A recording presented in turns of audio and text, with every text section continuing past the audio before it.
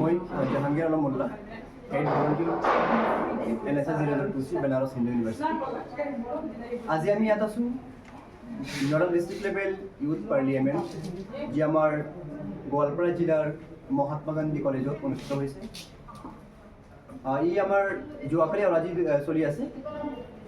আয়োজক নেহেৰু যুৱ কেন্দ্ৰ, ministry of youth affairs and sports, government of India.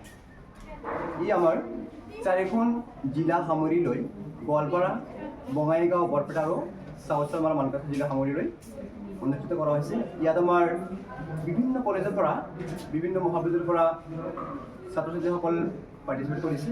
ইয়াত মুঠ প্ৰতিযোগীৰ সংখ্যা আছিলে 150। আজি আমি ইয়াত আছোঁ গোৱালপাৰা মহাবিদ্যালয়ৰ ৰাষ্ট্ৰীয় সেৱা আঁচনিৰ ভলণ্টিয়াৰসকলৰ লগত। আমি ইয়াত আচলতে এই অনুষ্ঠানটো চলাই নিয়াৰ কাৰণে আমি এজ এ ভলণ্টিয়াৰ্ছ ইয়াত নিয়োগ হৈছিলোঁ, আৰু মই ডিষ্ট্ৰিক্ট ইউথ পাৰ্লিয়ামেণ্টৰ ছুপাৰভাইজাৰ হিচাপে নিয়োজিত কৰা হৈছিলে। আজি যি এখন অনুষ্ঠান হৈ আছে, ই এখন মহত্বপূৰ্ণ অনুষ্ঠান হৈছে। ইয়াত বিভিন্ন কলেজৰ পৰা, বিভিন্ন ঠাইৰ পৰা যিসকল ছাত্ৰ ছাত্ৰী আহিছে, ইহঁতসকল আমি ইয়াত ভাগ্যৱান বুলি ক'ব লাগিব, কাৰণ আমি ইমান ল'ৰা ছোৱালীৰ মাজৰ পৰা আমি নিৰ্বাচিত হৈ ইয়াত আহিবলৈ পাইছোঁ।